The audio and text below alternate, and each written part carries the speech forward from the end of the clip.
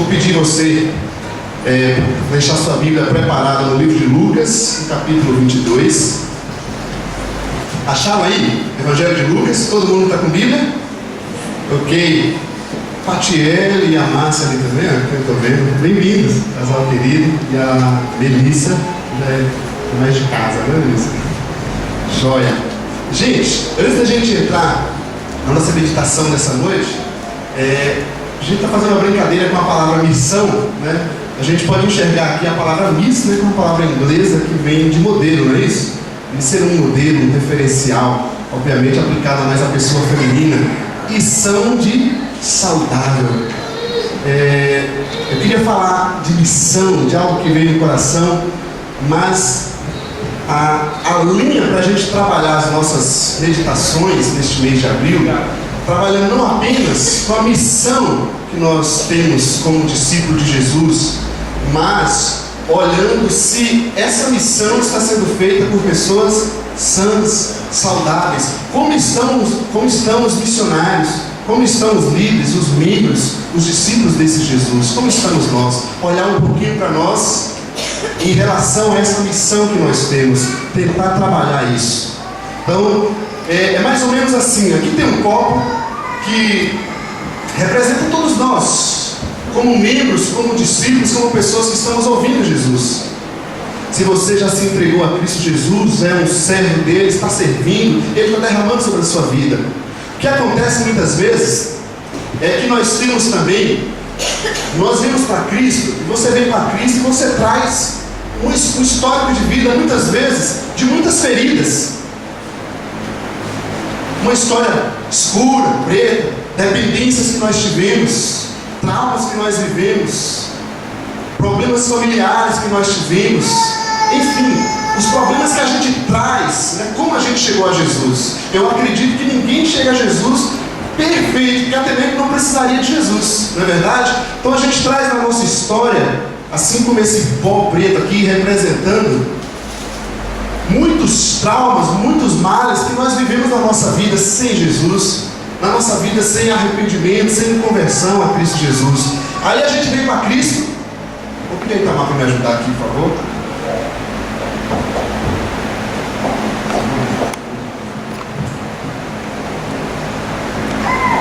A gente vem para Cristo, e aqui está uma água, um jarro de água, que representa a água viva de Deus, que a gente começou a cantar nessa noite, não é correto? Deus enche a nossa vida vazia, sem esperança, nossa vida sem expectativa. Aí a gente vem para Cristo, e o que Ele faz com a gente? Ele enche a nossa vida, não enche? Cada vez que a gente está no culto, que a gente está em comunhão com os irmãos, que a gente está servindo, Deus está enchendo a nossa vida.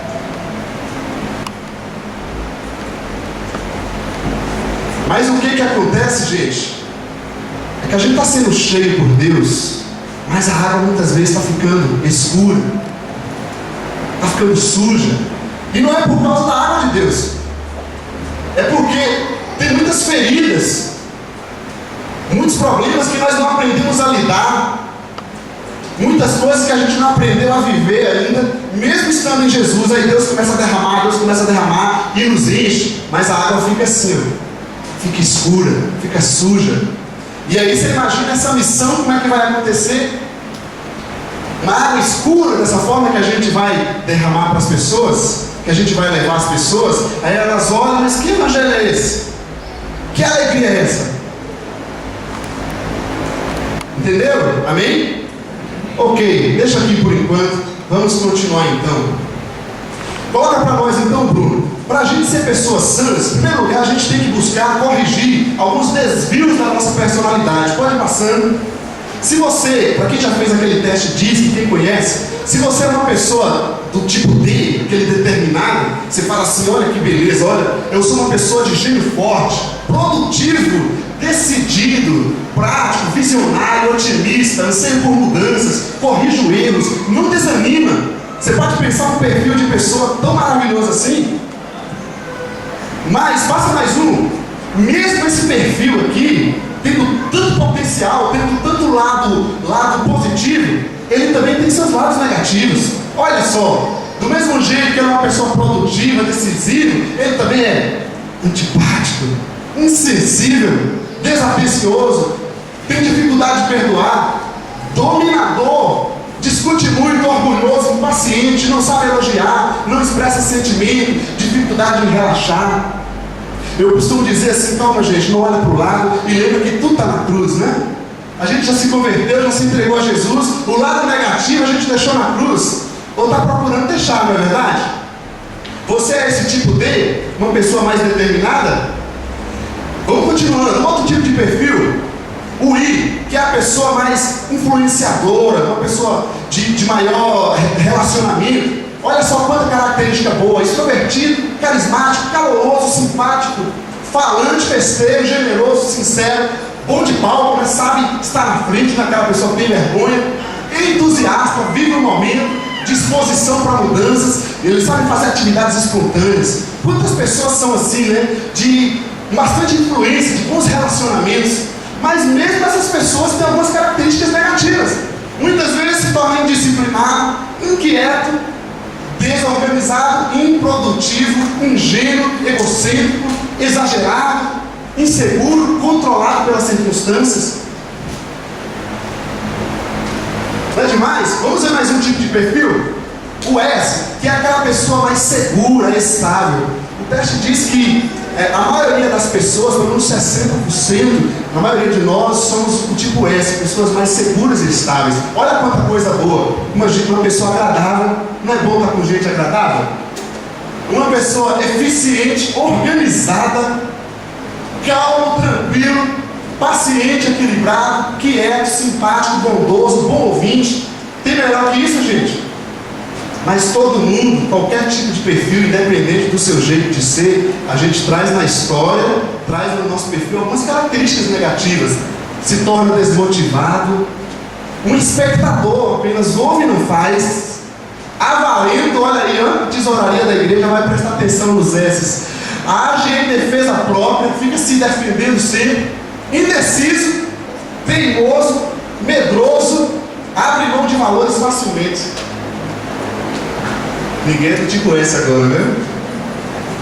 Todo mundo quietinho, ninguém olha para o lado assim, né? Olha para si mesmo, amém. Mais um perfil, o C, que é aquela pessoa mais cuidadosa, calculista.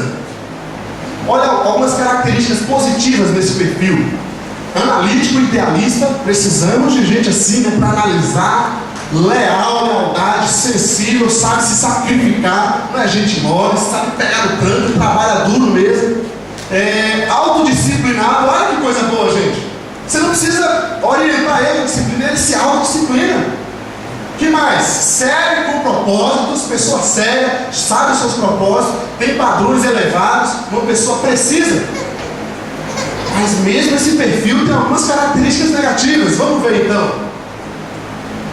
Negativo, crítico, rígido e legalista, vingativo, antissociável, é diferente do I, gosta de se relacionar, teórico e não prático, falsa humildade, só ouve o que interessa, baixa autoestima e etc. Mas fala assim para a pessoa do seu lado: meu lado negativo eu deixei na cruz, eu estou deixando, né?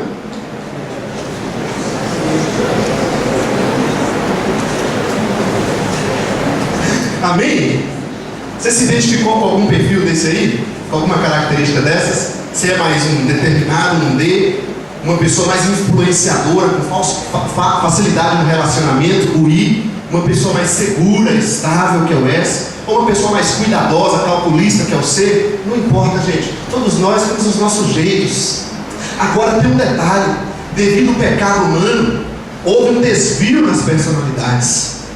Por mais que tenha todo o lado bom, tem também o ruim por causa do pecado humano. E se a gente quer viver a missão, quer ser um modelo são, saudável, quer viver a vida abundante que Deus tem pra gente, não basta dizer eu me converto a Jesus, eu me entrego a Jesus. Nós precisamos trabalhar essas características, esses desvios na nossa personalidade, para a gente poder ser um referencial de Deus, para a gente poder viver a vida de Deus para nós, mas não viver, receber Deus e viver uma água escura.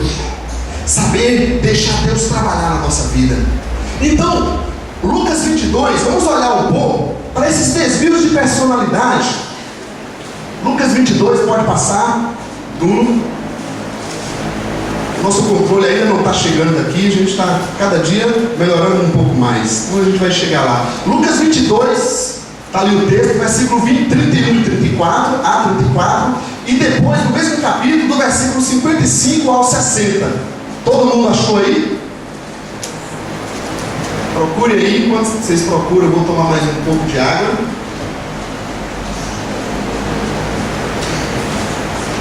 Acharam? Sim ou não? Tem alguém sem Bíblia do seu lado? Por favor, ofereça a ele.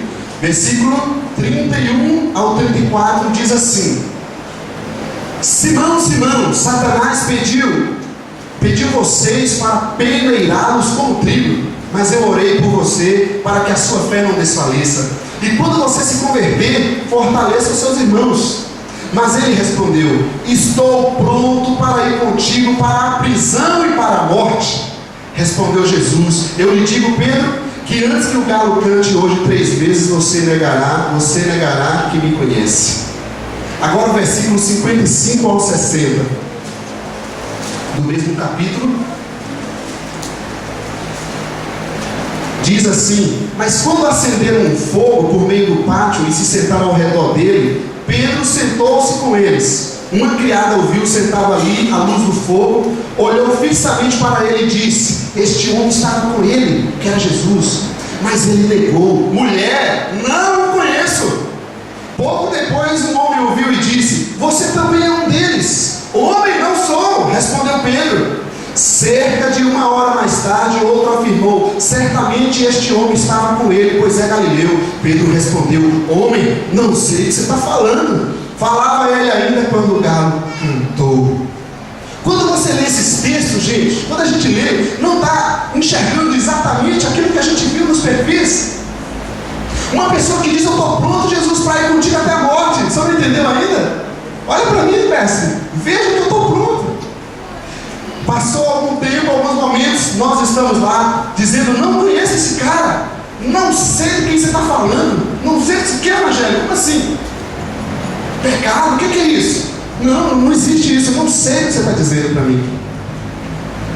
Outro texto, gente, Mateus 16, volta nos evangelhos, para a gente enxergar um pouco desses desvios na nossa personalidade.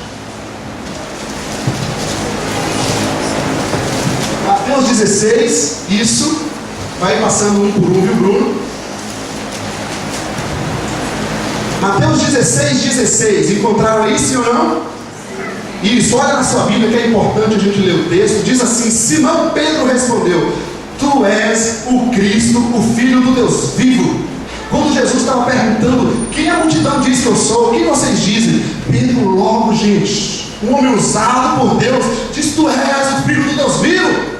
E Jesus o elogiou. Jesus viu que Deus estava agindo na vida dele. Aí, olha agora, capítulo 15 de Mateus, um capítulo antes, versículo 22 ao 23. Acharam aí?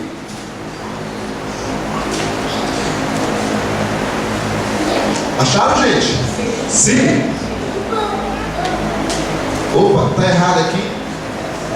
15, 22 a 23. É esse não. É o 16, não é isso? Não deu 15 ali, 22 a 23, é para frente, é isso mesmo. 22 a 23, obrigado aí.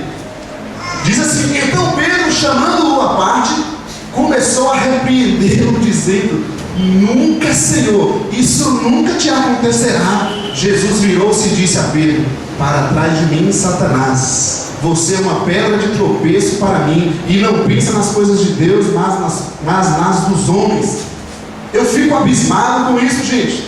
E não para condenar Pedro, mas porque isso funciona como um espelho para mim. Eu estou me vendo dizendo: Jesus, tu és o Filho de Deus, eu te adoro, eu te glorifico. Eu estou me vendo anunciando para as outras pessoas: você precisa crer em Jesus, confia nele, se entrega a ele. No momento mais à frente, estamos nós. Eu fico admirado que Pedro chama: vem cá, Jonas. Pedro chega assim: mestre, vem cá. Jesus tinha falado com a multidão, tinha falado com as pessoas, e Pedro chama ele à parte. Fala: mestre, você está ficando maluco? Piluda? Ó, para, pelo amor de Deus, acabou esse negócio, o senhor vai morrer, você não tem isso.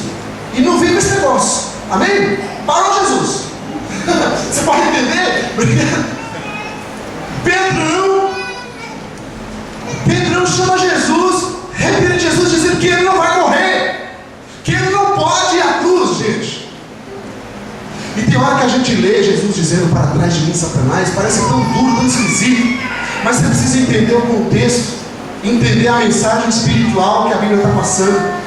Só tinha um ser na face do universo que não queria que Jesus fosse à cruz, que era Satanás. Porque a única forma de livrar a humanidade da condenação eterna seria o próprio Deus se fazer de homem, se entregar, cumprir a morte e pagar pelos nossos pecados. Então, quando Jesus está afirmando para Pedro, quando Pedro está afirmando para Jesus que ele não vai morrer, repreendendo Jesus, eu entendo que Jesus ficou triste naquele momento, seu coração se afligiu, e ele entendeu, ele percebeu que Pedro ainda não entendeu a mensagem que ele estava passando. E aí aquele negócio que a gente falou outro dia, as nossas meninices muitas vezes dão lugar às nossas carnalidades, e as nossas carnalidades vão dando lugar à malignidade. Aí o maligno começa a agir na nossa vida. Por isso que a gente precisa crescer na palavra, conhecer mais de Deus, crescer a cada dia, não deixar nada de maturidade na nossa vida, porque senão isso vai gerar carnalidade e vai gerar malignidade. Então, o que a gente viu aqui, nesses desvios de personalidade, é exatamente o que nós vemos em nós mesmos, que muitas vezes estamos glorificando e adorando, mas diante das pessoas, diante de uma fraqueza, diante de uma luta, diante de um problema, nós estamos dizendo: não sei. Aí, gente, eu quero ler com vocês mais ainda, só citar, passa João 13:8. Tânia pregou aqui semana passada. Quando Jesus está lavando os pés, Pedrão diz: não, Senhor, o senhor não entendeu ainda, Jesus, eu preciso te dar umas aulinhas. O Senhor nunca lavará os meus pés. Olha o que Pedro fala para Jesus. Quem é o Senhor? Porque está brincando, Jesus, o Senhor não está entendendo as coisas. Abra tua mente, deixa Deus falar no teu coração. João 18:10. Quando estava ali, naquele momento de Jesus ser entregue, Pedro, precipitadamente, quem sabe você não faz isso, é só eu e Pedro, né? Já foi lá e tomou uma atitude por ele próprio, fora da submissão de Cristo, e decepou a orelha do soldado. Olhando para o outro exemplo de cima, de não lavar os pés, pense em quantas coisas eu e você temos nos excluído. Nós nos excluímos do que Deus quer fazer, e a gente fica assim, ó. Deus derrama, mas a gente continua assim, ó. Deus está derramando sobre nós, mas ainda está cheio de trauma, cheio de ferida, cheio de desvios que nós não permitimos Deus mexer. Então a gente se exclui. A gente se exclui da célula porque a gente não quer relacionar, a gente não quer olhar na cara do irmão, a gente não tem coragem de olhar para nós mesmos. A gente se exclui da oração porque a gente não quer se sacrificar. A gente vai se excluindo, gente. Pensa aí, coisas que você tem se excluído da vida, dos planos de Deus para você. Olhando para o outro exemplo, atitudes que nós tomamos que Jesus não mandou a gente tomar. Temos que agir, temos, mas tem que ter calma sobre a direção do Senhor. João 21:7. Eu queria que você já abrisse esse texto, que a gente vai trabalhar ele mais nessa noite. Evangelho de João, o quarto evangelho agora. Depois de Apocalipse a gente acha tudo aqui, não é isso? João no capítulo 21.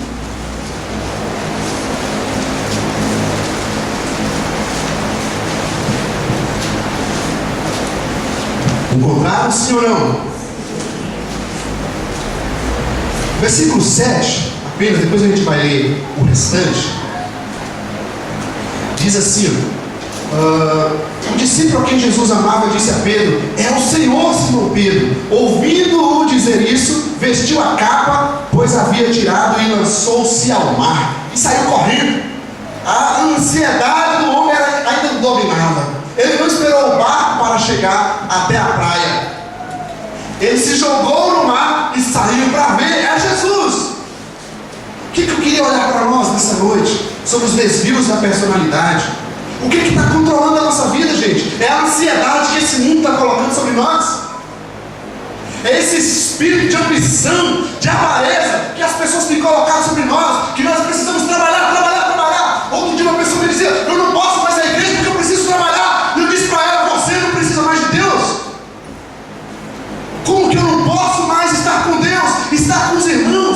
preciso trabalhar? Claro que eu preciso trabalhar. Mas o que está dominando a gente? O que está controlando? Será que temos ainda ansiedades, vícios, medos que nos dominam?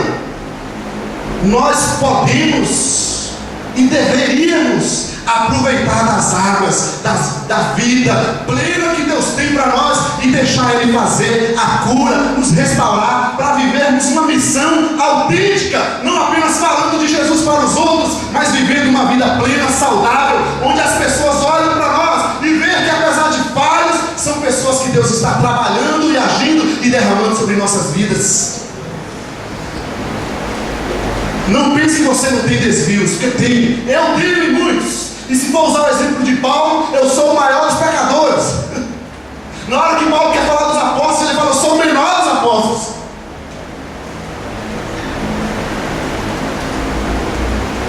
Os desvios da nossa personalidade. Continuando, mais um detalhe para a gente viver uma missão. Pode segurar aí. Uma missão autêntica, sadia, saudável, gente. A gente precisa olhar para as feridas do passado. Tenha coragem de olhar para aquela água escura que está na nossa vida. Olha comigo alguns exemplos que está aqui. Abandono, situações de abandono. Quem já viveu, não precisa se manifestar, mas quem já viveu situações de abandono na sua vida? Os pais abandonaram, um esposo, uma esposa abandonou, um namoro que abandonou. Como é que foi essa experiência? Foi sadia? Foi bom? Criança, você pode imaginar, a criança, gente, um bebê, o que fica na estrutura emocional dessa pessoa? Um bebê que foi lançado no vaso sanitário, um bebê que foi largado, abandonado no hospital, aí ela vem para Jesus, entende que Jesus é o Senhor e amiga, Ele é mesmo. Mas será que nós estamos vindo e deixando as feridas do passado serem tocadas por Jesus? Situações de abandono. Eu ouvi um exemplo que me chamou muita atenção. Uma mulher de 60 anos, seu esposo a trocou por uma mocinha, né? E aquela mulher, o trauma foi tão grande na vida dela que da cintura para baixo ela entrou em paralisia. O que isso representa?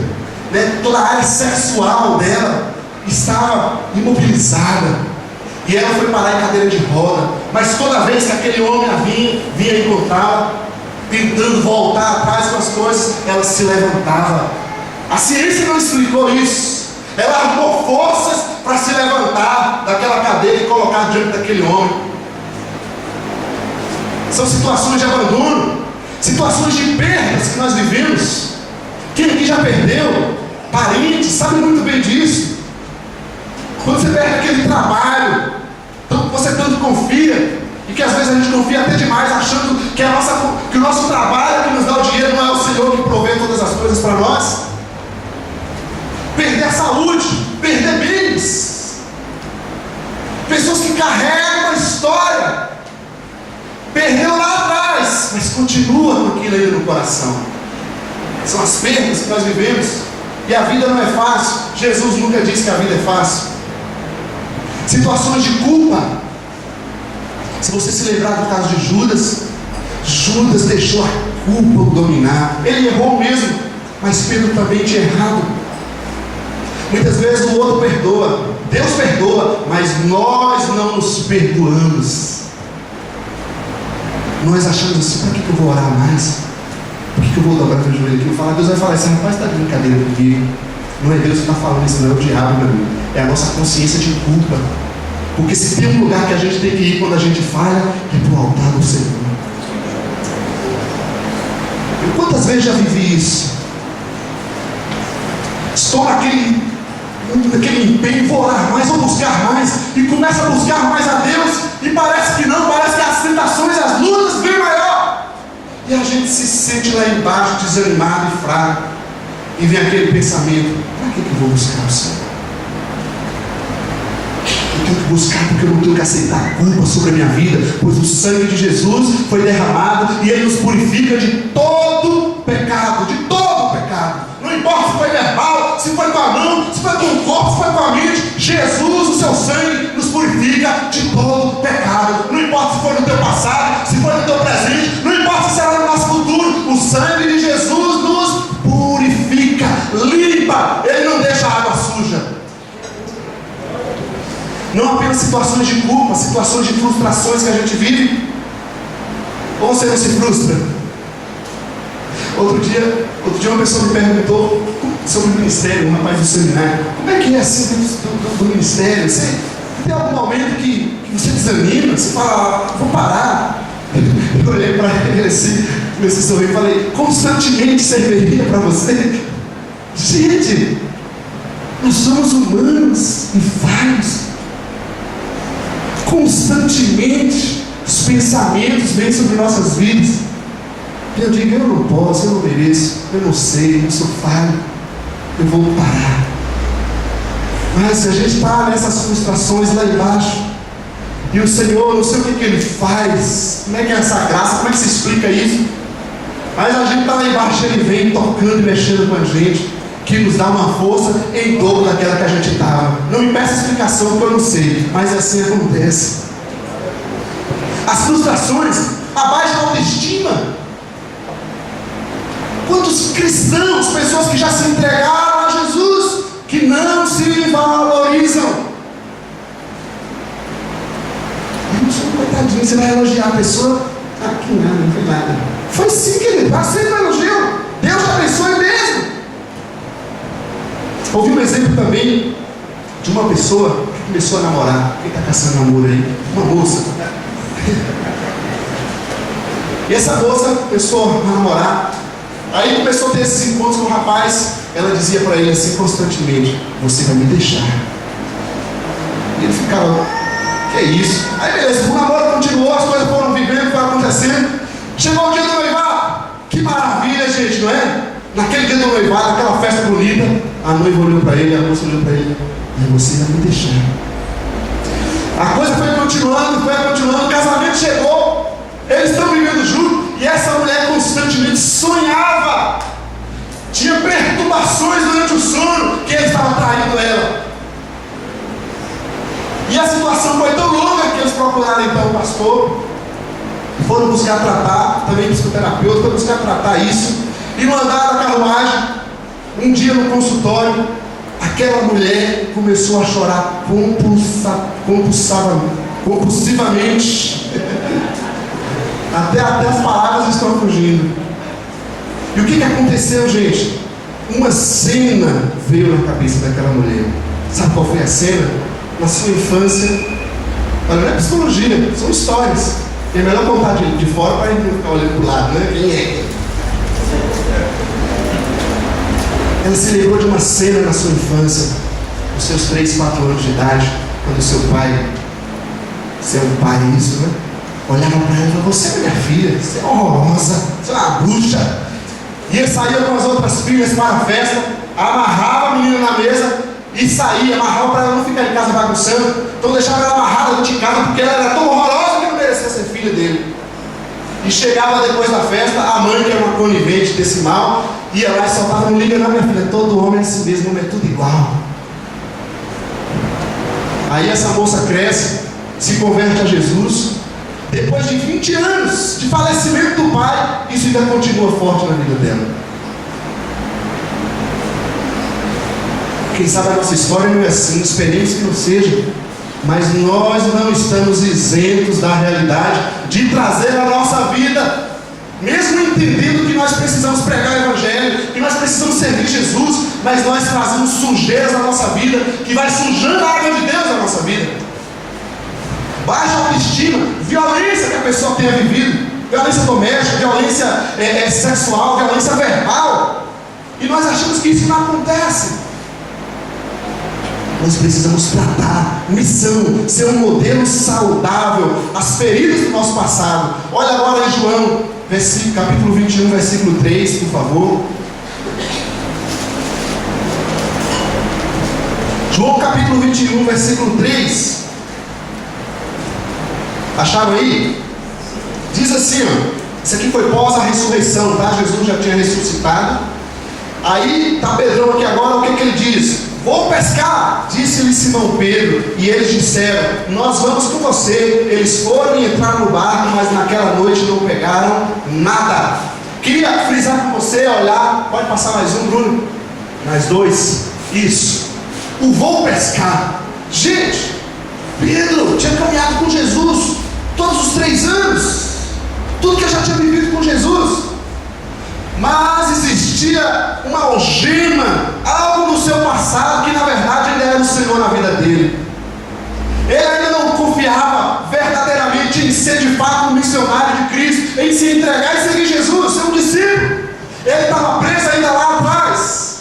Bastou a situação ficar presa, que ele diz, eu vou lá para o meu lugar, o meu refúgio, minha zona de conforto, vou pescar. E o pior é que o rapaz era líder que leva os outros, né? Você já viu aquele crente quando ele desvia que sai levando os outros? As pessoas novas começam a chegar e aí é influenciada por aquele cristão que está cambaleando na vida. Vou pescar. Pedro voltou ao seu passado. Gente, a Bíblia diz que se estamos em Cristo, somos novas criaturas, novas. Não importa qual foi o teu passado. Não importa se você foi traficante ou se você foi mentiroso, ou se você foi uma pessoa socialmente boa. Não importa. O que importa é se nós estamos em Jesus, em Cristo Jesus, novas criaturas nós somos. As coisas velhas ficaram lá no passado. Tudo não é alguma coisa. Tudo se fez novo.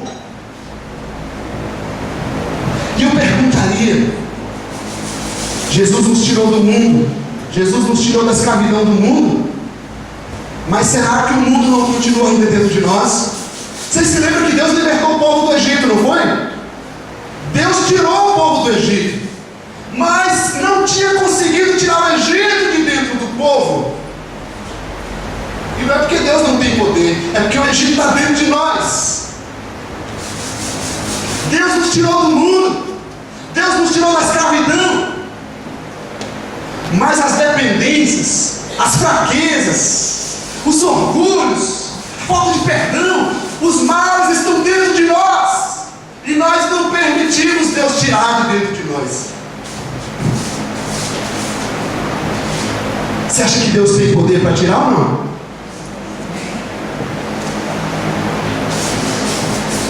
Eu quero continuar com você.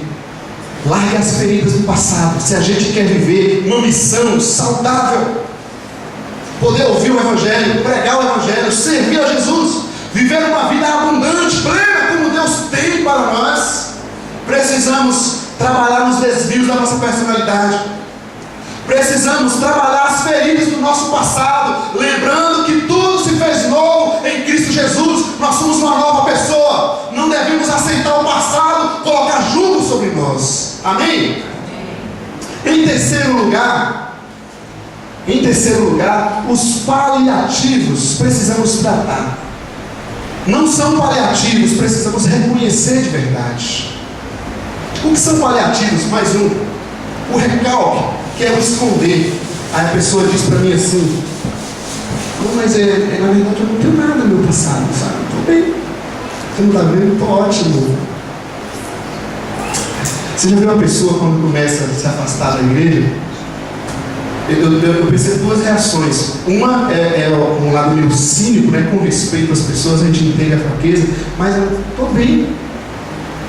Como é que está bem? Se não congrega, não participa, está bem.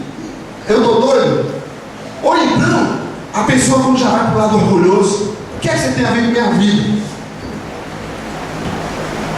Eu já vivi de todos esses tipos, né? Você vai procurar a pessoa que você leva na cara, porque ela está tentando esconder, usar paliativos, em vez de olhar para a realidade e reconhecer, realmente, olha, eu estou fraco, estou afastando, me ajuda. Não seria tão simples, gente?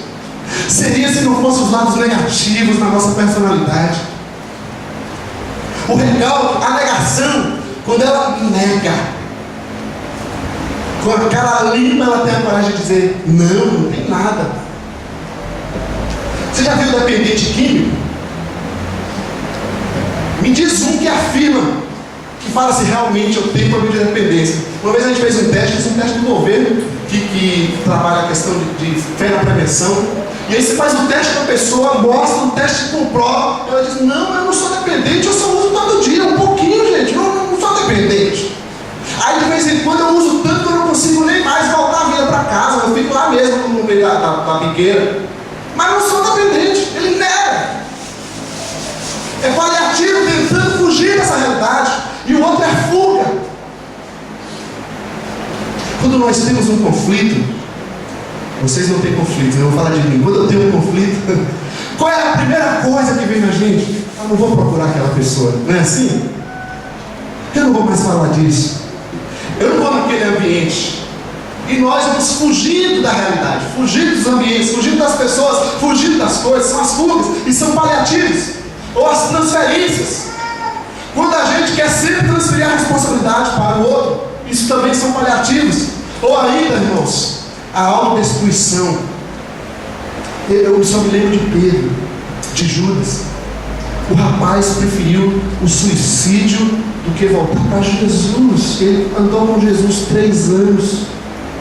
Ele viu tudo que Jesus fazia, o amor de Jesus por ele, o perdão, a compaixão, mas ele não quis. Ele preferiu se autodestruir do que voltar para Jesus. Eu acho que muitas vezes nós estamos exatamente assim. Preferimos ficar a nossa vida isolada, no nosso mal, do que deixar Deus trabalhar. Do que deixar Deus trabalhar na nossa vida, nos tratar, abrir o coração um para o outro e deixar Deus derramar. Eu queria ler com você João 21, do versículo 9 ao 17 agora, para a gente finalizar.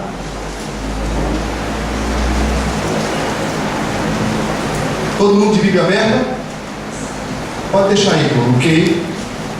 João capítulo 21, do versículo 9 ao 17. Por favor, vamos ler. Diz assim: quando desembarcaram, viram ali uma fogueira, peixes sobre brasas e um pouco de pão. Disse-lhes Jesus: tragam alguns dos peixes que acabaram de pescar. Simão Pedro entrou no barco e arrastou a rede para a praia. Ela estava cheia, tinha 153 grandes peixes. Embora houvesse tantos peixes, a rede não se rompeu. Jesus lhes disse: venham comer. Nenhum dos discípulos tinham coragem de lhe perguntar: quem és tu? Sabiam que era o Senhor. Jesus aproximou-se, tomou o pão e o deu a eles, fazendo o mesmo com o peixe.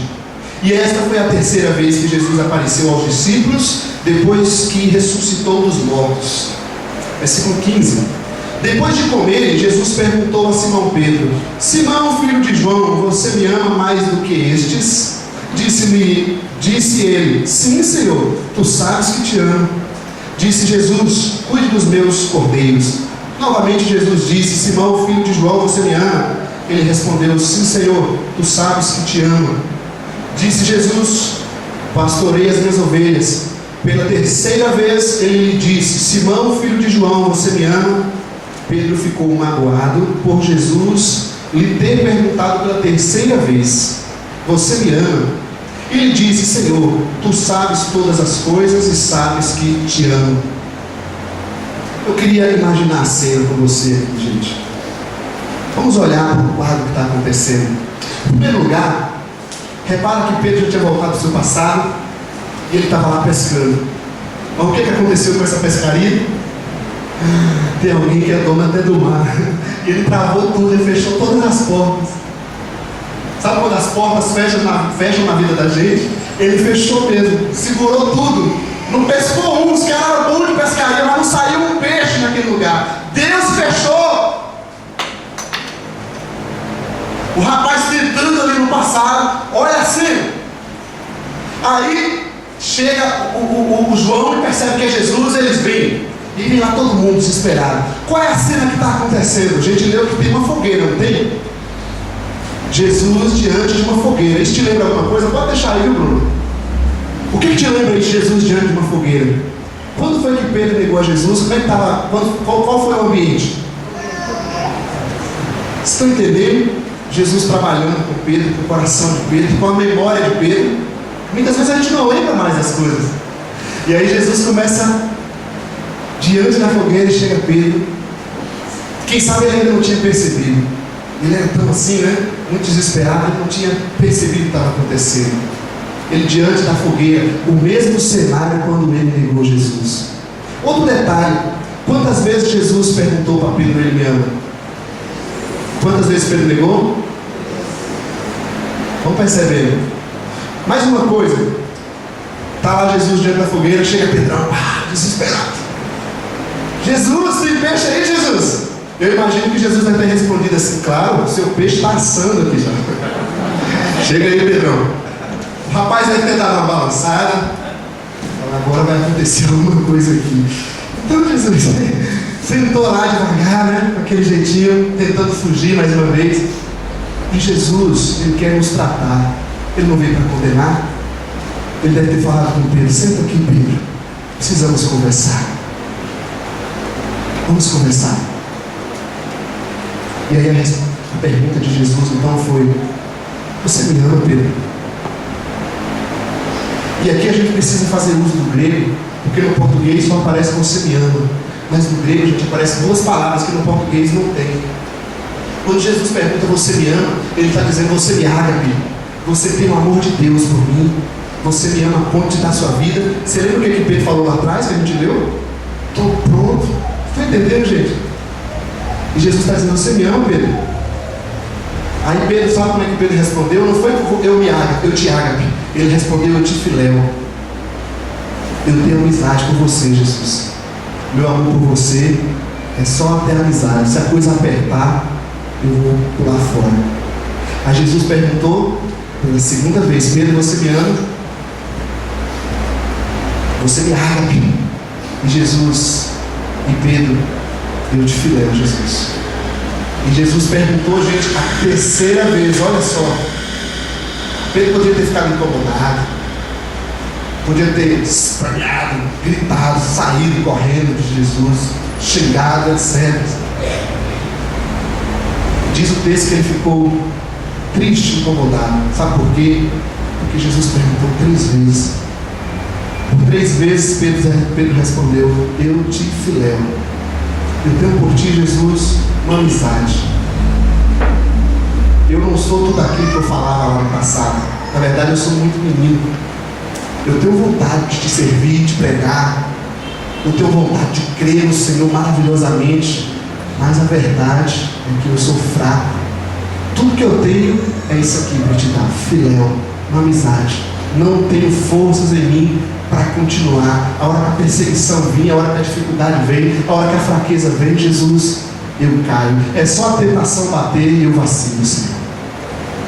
Isso aqui que está mais glorioso. Você pode achar que seria a derrota de Pedro, que nós religiosamente pensamos assim. E aqui que é o mais glorioso do Evangelho, a vida de Deus para nós. Jesus fala: então, Pedro, pastorei minhas ovelhas. Toma a obra que eu tenho para fazer na sua vida. Gente, você pode entender isso? Pedrão ali quebrado, arrebentado, reconhecendo suas falhas, reconhecendo sua limitação. Aí Jesus fala: toma aqui, Pedro, a obra que eu tenho para fazer na sua vida. Amém? Só tem um tipo de gente que Deus não pode trabalhar. A Bíblia diz que Deus dá graça aos humildes, mas rejeita o orgulhoso. Só o orgulho no coração pode fechar a obra maravilhosa que Deus tem para fazer em nós e através de nós. Só o orgulho.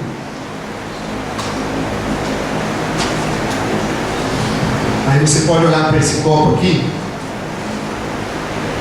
Quem sabe a nossa vida está assim, que ajuda a derramar novamente. Queridos,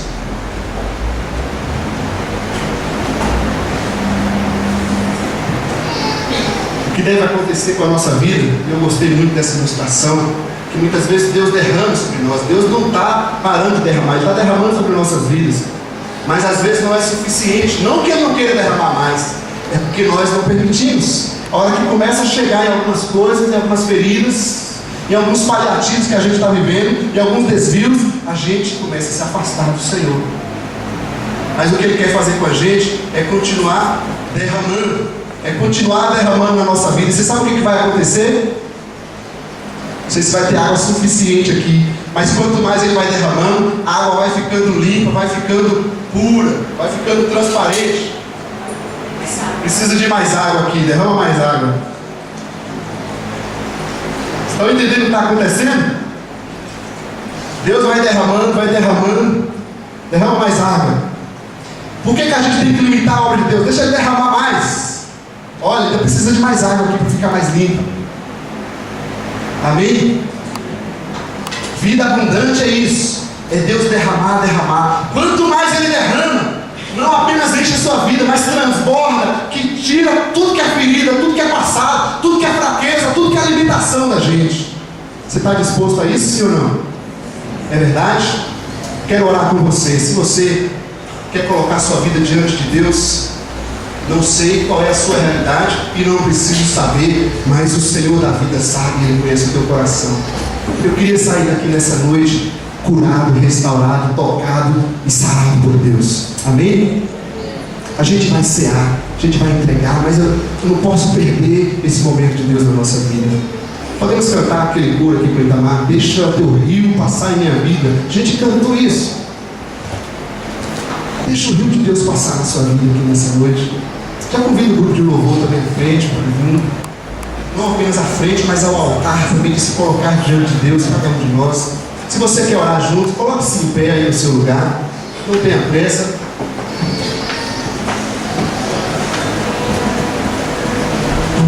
Não precisam tocar. Pode dizer para a gente: deixa o teu rio, coloca o teu coração, fecha os teus olhos onde você está. Só esse coro. Deixa o teu rio passar em minha vida e curar minhas feridas, sarar as minhas dores. Livra-me, ó Deus, das tendências que me toca em minha alma, faz-me o teu querer. Mais uma vez, deixa teu rio Passar em minha vida e curar minha. Você está disposto a isso? Abra teu coração para Deus nessa noite. Aquele perdão que você não consegue perdoar, aquelas feridas que sofreu, aqueles males, aquelas fraquezas que tentam nos atormentar, mexer com a gente, tirar de nós a vida de Deus. Eu quero viver a missão, eu quero ser um modelo referencial de Deus. Ah, Senhor, Senhor, eu não sou nada. Cantemos isso. Vamos juntos cantar: Senhor, eu não sou nada. Senhor, eu não sou nada. Não somos Deus. Esse é o passo, a gente precisa reconhecer, gente.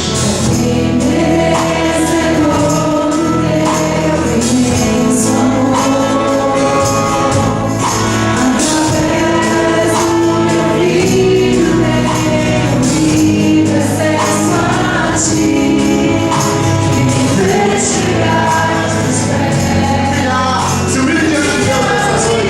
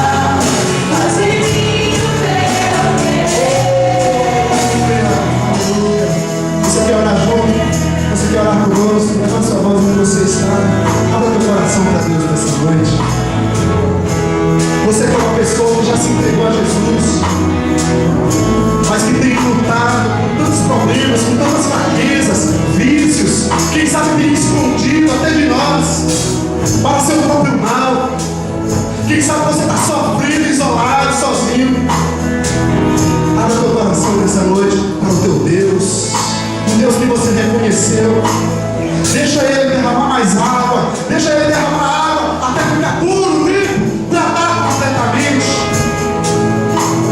Permita o Senhor fazer e derramar a vida plena que Ele tem para derramar e que Ele quer derramar sobre nós. Se você ainda não se entregou a Cristo Jesus, por tantos motivos que você tem, abra só o teu coração para Deus nessa noite e deixa Ele confirmar no teu coração o grande amor que Ele tem por você, te mostrar a vida plena que Ele tem para você, e que você possa tomar a decisão não precipitada, mas entendendo que precisa reconhecer que só Jesus é o Senhor, que precisa reconhecer que só Jesus salva, que precisa reconhecer que não dá para viver sem a presença, sem o perdão, sem a ajuda de Deus, pois essa vida é difícil. Quantos querem se entregar a Jesus nessa noite? Quantos querem se entregar ao Senhor da vida nessa noite? Entrega a sua vida a Ele nessa noite. Entrega a sua vida a Jesus nessa noite. Quantos membros, quantas pessoas que servem a Jesus neste lugar precisam ser tratados? Abra mão desse medo, abra mão desse vício, dessa fraqueza, abra mão dessa baixa autoestima nessa noite e diga: eu sou o referencial, eu sou essa nação santa. Cura-me, Deus, toca a minha vida, retira toda a minha inconstância, Pai. Eu reconheço, Senhor, que eu tenho vivido uma vida superficial contigo, Senhor. Eu reconheço que eu não tenho tido forças para perdoar. Eu reconheço que eu não tenho tido forças para te buscar, Senhor. Ah, Deus, leva-nos a esse lugar tão belo que é a tua presença. Eu reconheço, Pai, que o nosso amor tem sido tão pequeno por ti, Jesus. E é por isso que nós não conseguimos pregar, é por isso que nós não conseguimos crescer na fé, Senhor. É porque não temos deixado o Senhor nos lavar, não temos deixado o Senhor nos tratar. Eu creio que o Senhor pode curar instantaneamente nessa noite. Eu creio que nós podemos sair daqui pela fé e pelo poder do seu nome, sair daqui curados, fisicamente, emocionalmente, espiritualmente. Deixa aquela perda lá atrás.